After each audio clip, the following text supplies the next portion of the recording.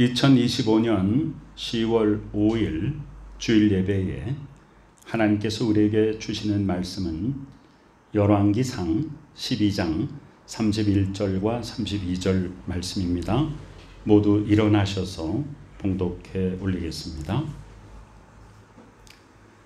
그가 또 산당들을 짓고 레위 자손 아닌 보통 백성으로 제사장을 삼고 여덟째 달 곧 그 달 15째 날로 절기를 정하여 유다의 절기와 비슷하게 하고 제단에 올라가되 베델에서 그와 같이 행하여 그가 만든 송아지에게 제사를 드렸으며 그가 지은 산당의 제사장을 베델에서 세웠더라. 아멘. 자리에 앉으시기 바랍니다.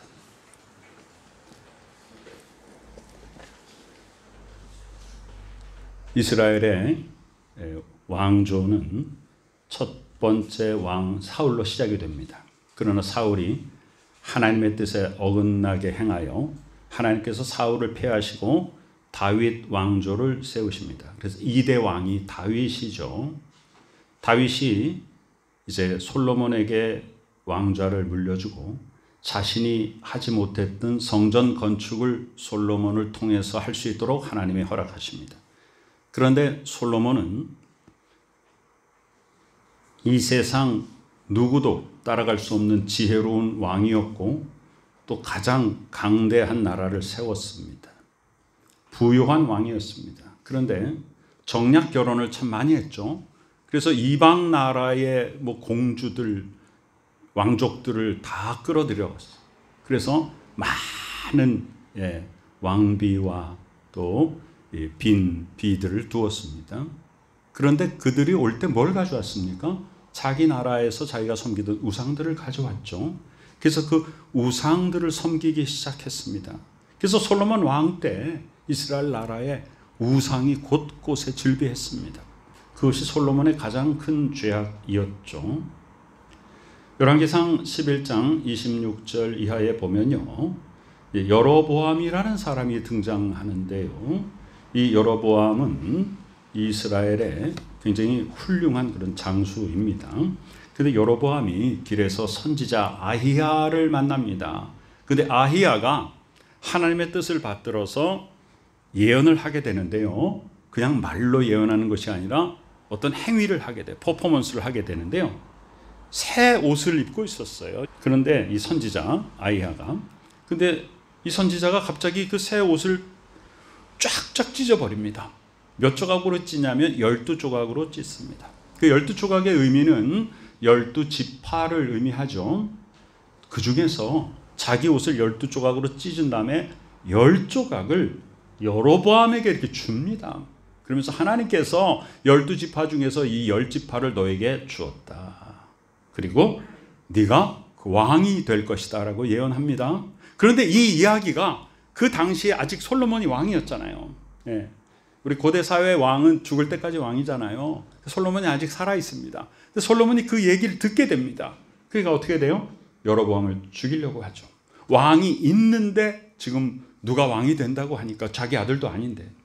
그래서 여로보암은 애굽으로 피신해 있습니다. 애굽으로 피신해 있던 여로보암은 솔로몬이 죽었다는 소식을 듣고 이스라엘로 돌아옵니다. 열왕기상 11장 33절에 보면 솔로몬이 여호와 하나님을 버리고 시돈 사람의 여신 아스타롯과 모압의 신 그모스와 암몬 자손의 신 말곰을 경배하며 그의 아버지 다윗이 행함같이 아니하며 내 길로 행하지 아니하며 나 보기에 정직한 일과 내 법도와 내 율례를 행하지 아니하였기 때문에 이제 나라를 둘러 쪼갠다라고 하나님이 이렇게 아히야 선지자를 통해서 선포하십니다. 자, 이제 솔로몬이 죽고 여로보암이 애굽에서 올라와서 누구를 만나냐면 솔로몬이 죽었으니까 이제 누가 왕이 되는 거예요? 솔로몬의 아들 르호보암입니다. 이름이 비슷하죠. 솔로몬의 아들은 르호보암이고요.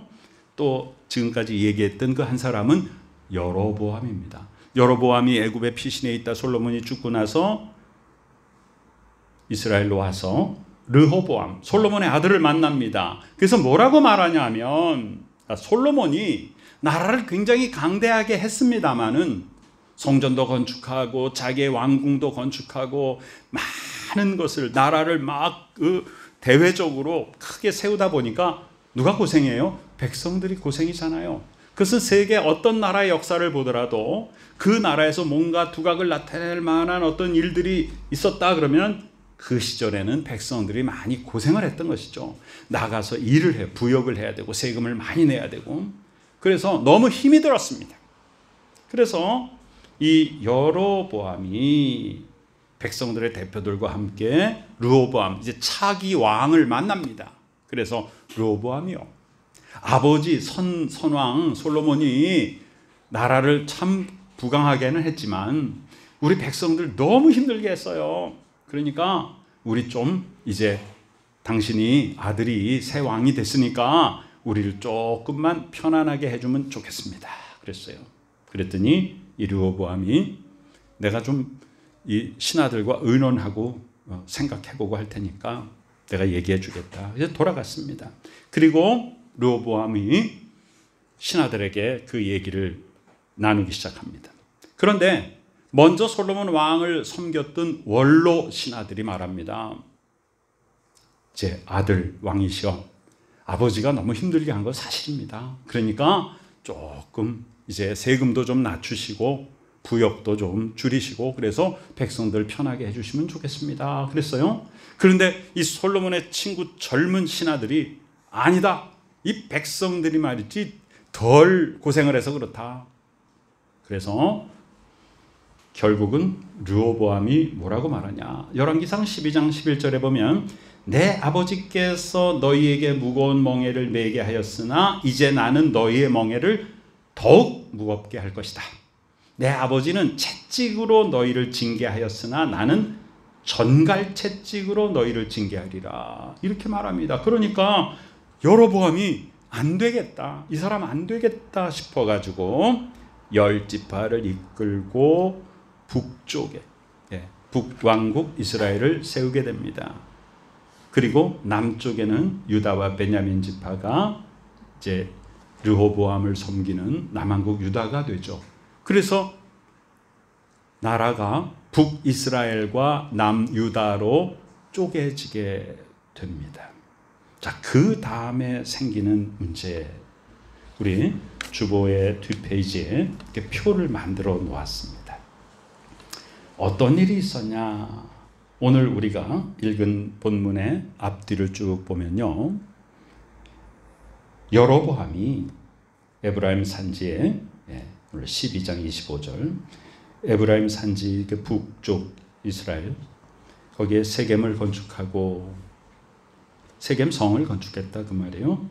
또 거기 나가서 브누엘을 건축하고, 브누엘은 우리 성경에 나오는 브니엘과 같은 말입니다. 히브리 말에는, 히브리어는 모음 표시가 없기 때문에 자음을 가지고 또 어떨 땐 브니엘이라고 하고 어떤 때는 브누엘이라고 그렇게 발음하는데요. 하나님의 얼굴입니다. 하나님의 얼굴이에요. 그래서 북이스라엘의 초대왕 여로보암이 세겜이 수도였고요. 그 다음에 건축한 성읍입니다. 그러니까 이 얘기는 뭐냐면 북왕국을 세우고 거기에 성읍들을 건축했다 그 말이에요. 성읍들을 건축했다라는 것은 나라로서의 모양을 갖추고 이제는 완전히 분단 국가가 되어 버렸습니다. 그리고 그 다음에 이제 여로보암이 어떤 마음을 가지게 되냐? 자, 하나님의, 이 당시에 하나님의 법은 뭐냐면 예루살렘에 있는 성전이 유일한 성전입니다. 다른 곳에서 예배 드리면 안 돼요. 그래서 절기 때마다 모든 이스라엘 사람들이 다 성전에 모여서 제사 드려야 됩니다. 그런데 이 여로보암 왕이 생각을 한 거예요. 이 절기 때 우리 백성들이 남쪽에 있는 예루살렘 성전에 가서 제사를 드리러 계속 왔다 갔다 하게 되면 지금 다윗의 아들 르호보암의 세력에 동화되어 가지고 그들이 나를 배반하고 나를 죽이고 내 나라를 무너뜨리면 어떡하나, 이렇게 걱정합니다. 그래서 아주 악한 발상을 하게 됩니다. 북왕국 이스라엘의 이 경계선 쪽에, 그냥 북왕국에서 제일 남쪽에 있는 지역이 베델입니다. 그리고 맨 북쪽에 있는 곳이 단입니다. 그래서 단과 베델에 송아지 형상을 만들어 놓고 제단을 세웁니다. 그리고 뭐라고 말하냐. 참 기가 막힌 일이죠. 바로 이것이 너희를 애굽 땅에서 인도하여 올린 너희의 신들이다. 이렇게 말합니다. 우리 12장 28절에 보세요. 이에 계획하고 두 금송아지를 만들고 무리에게 말하기를 너희가 다시는 예루살렘에 올라갈 것이 없다. 예루살렘 성전에 가지 않아도 된다. 이스라엘아, 이는 너희를 애굽 땅에서 인도하여 올린 너희의 신들이라. 기가 막힌 일이죠.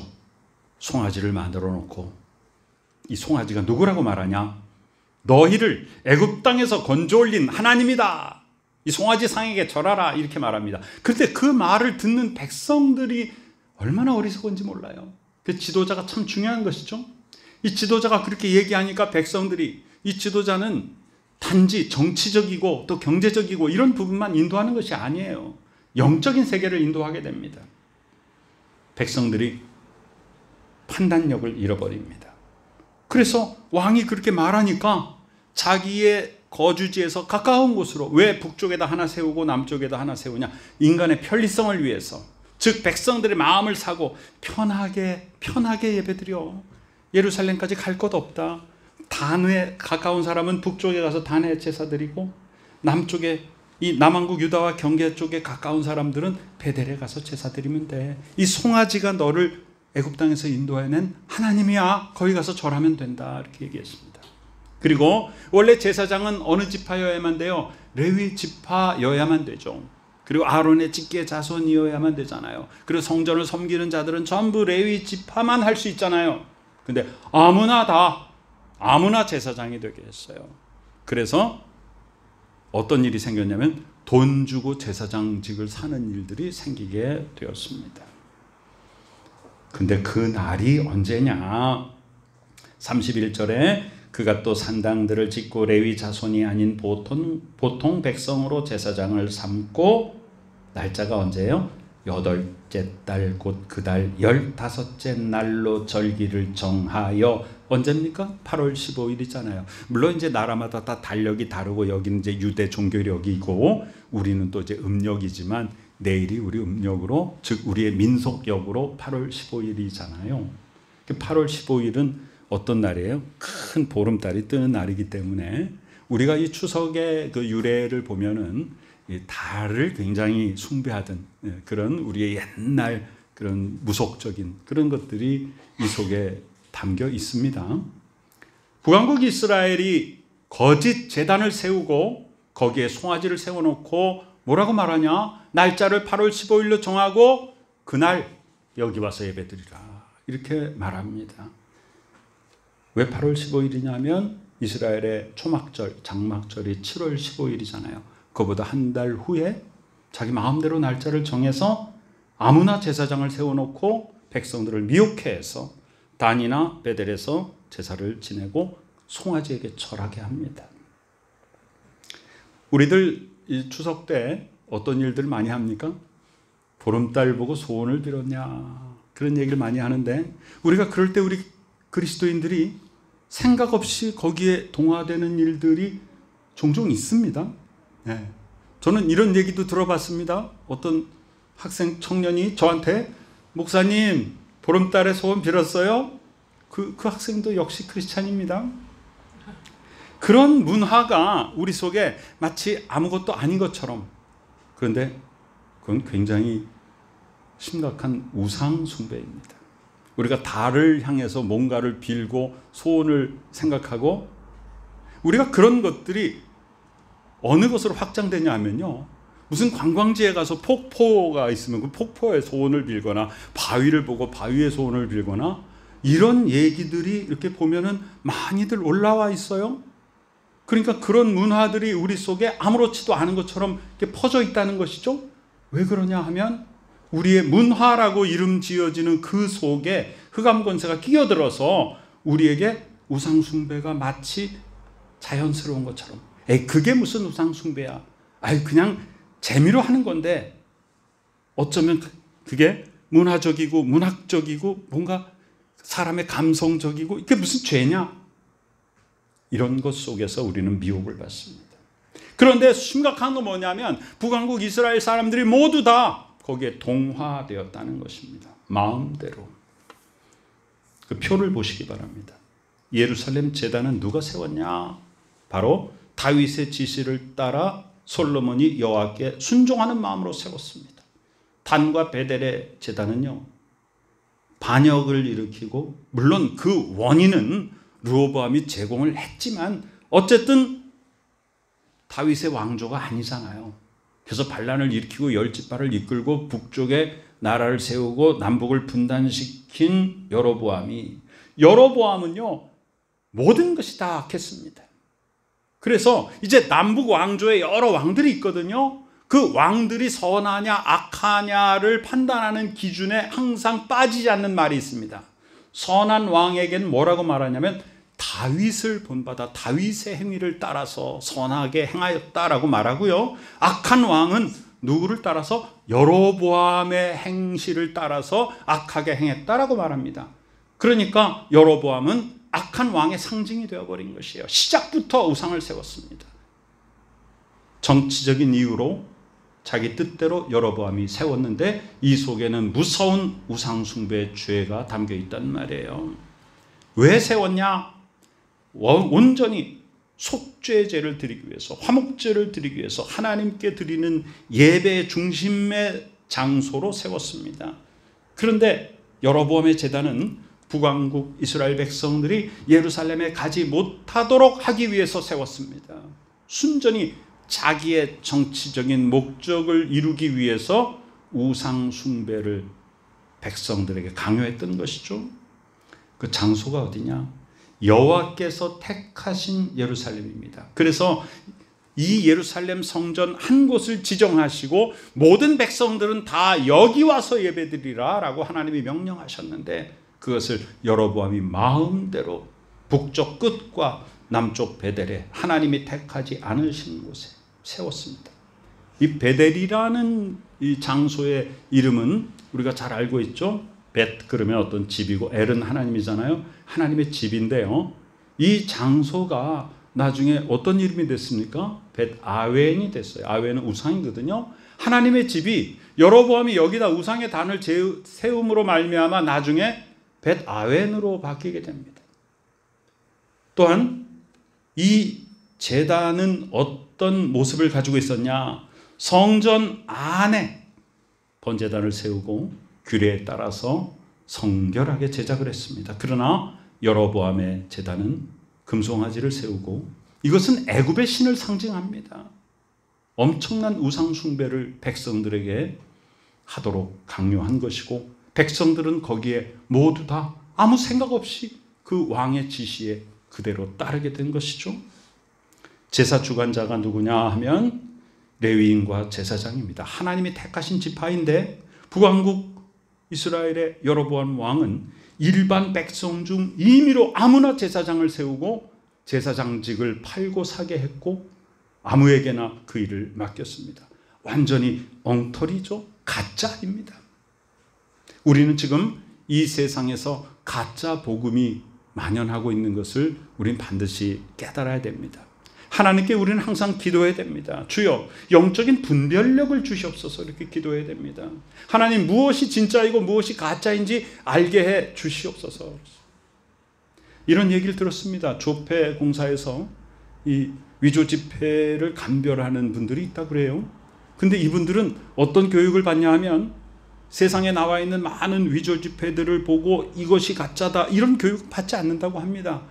진짜 지폐에 대해서 아주 상세하게 어떤 곳에 어떤 무늬가 있고 어디가 어떻게 있고 뭐가 있어야 그것이 진짜인가 그것만 계속 본다고 그래요. 그 진짜를 계속 보는 사람들, 전문가의 눈으로 아주 세밀하게 진짜를 계속 보는 사람은 가짜를 보면 금방 알아낸다는 것입니다.